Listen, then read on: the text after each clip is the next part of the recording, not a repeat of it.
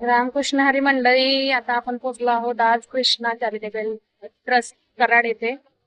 आणि आता आपली वारी चालू झाली आहे. आणि दवाखान्याबद्दल आपण मी एक आपल्या डिटेल्स लवकरच व्हिडिओ तुम्हाला माऊलींना नक्की भेटूया. बनवणार आहे. चला खूप तर छान मग. प्लेस आहे, मला खूप आवडतं बाकी हॉस्पिटलपेक्षा. माझ्या मम्मीला भेटली, मस्तपैकी जरा तिची हेड मसाज करून दिली. 2 दिवस झालं तिचं सर्दी, डोकं, खोकला खूप जाम आहे ती. म्हटलं थोडंसं डोक्याला तेल लावून द्यावं. तिच्यासोबत थोड्या गप्पा मारल्या, थोडा टाईम स्पेंड केला. तिनं सुद्धा माझी छोटी बेबी आहे शिव, तिच्यासोबत थोडासा टाईम स्पेंड केला. मस्त थोडी फ्रेश झाली तीही, खुश झाली आम्हाला भेटून. आणि या सगळ्यामध्ये ना माझ्या छोट्या बेबीला माझ्या खूप त्रास होतो. ती माझी प्रेग्नन्सी 7 महिन्याची असल्यापासून म्हणजे प्रवास करते माझ्यासोबत माझ्या मम्मीसाठी. दरवेळेस तिचं खूप हाल होतात. आज पण तिची तब्येत बरी नव्हती. मी तिला डॉक्टरांकडून औषध देऊन परत नंतर माझ्या मम्मीसाठी टिफिन घेऊन कराडला गेली होती. माझ्या बेबीचं मला खूप वाईट वाटतं या गोष्टीचं की ती सफर करते. पण ठीक आहे, असो. ही वेळ काही कायम राहणार नाही, नक्कीच बदलेल. आणि स्वामी आपल्यासोबत तर आहेतच. त्याच्यामुळं असं म्हणजे जास्त काही दुःख असं नाही, पण वाईट वाटतं माझ्या बाळासाठी.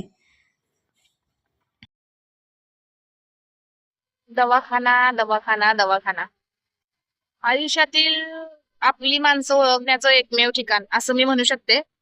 कारण की गेले 2 वर्षात आमच्या नातेवाईकांमध्ये फक्त आम्ही 5 लोक उरलोय. मी, माझा भाऊ, माझी मम्मी आणि माझे पप्पा, एवढेच. आमचे 100% नातेवाईक आमचे नाहीच, म्हणजे नातेवाईकच नाहीयेत. आम्ही आता विदाऊट नातेवाईकांची लोक झालोय. म्हणजे तुम्ही तुमचं सांगा नंतर मला कमेंटमध्ये की तुमच्यासोबत असा कोणता प्रसंग घडलाय का. आमचे 100% नातेवाईक आमच्याशी तुटलेले आहेत.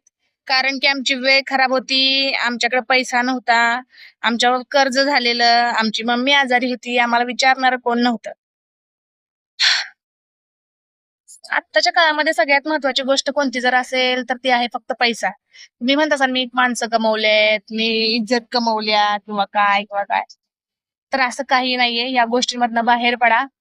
नो मनी, नो रिस्पेक्ट. जर तुमच्याकडे पैसा असेल तर तुम्हाला किंमत आहे, नाहीतर तुमची नातेवाईक जवळची, तुम्ही त्यांच्यासाठी कधी कधी कितीतरी गोष्टी केलेल्या, ती लोक सुद्धा तुम्हाला ओळखायला म्हणजे ओळखणारच नाहीत. मी तुम्हाला 100% सांगते की फक्त माणसाची किंमत शून्य आहे. माणसाची किंमत नाही तर पैशाची किंमत आहे. पैशाला महत्व आहे. आत्ताच्या ज्या करंट 2025, 26, 27, 28 किती येतील त्या वर्षांमध्ये फक्त पैशाला किंमत आहे. त्यामुळं माणसं कमवायचा धंदा बंद करा आणि पैसा कमवायला शिका. काळा, पांढरा, हिरवा, निळा, पिवळा कसला पाहिजे तसला, फक्त पैसा कमवायचा, माणसं कमवायची नाहीत.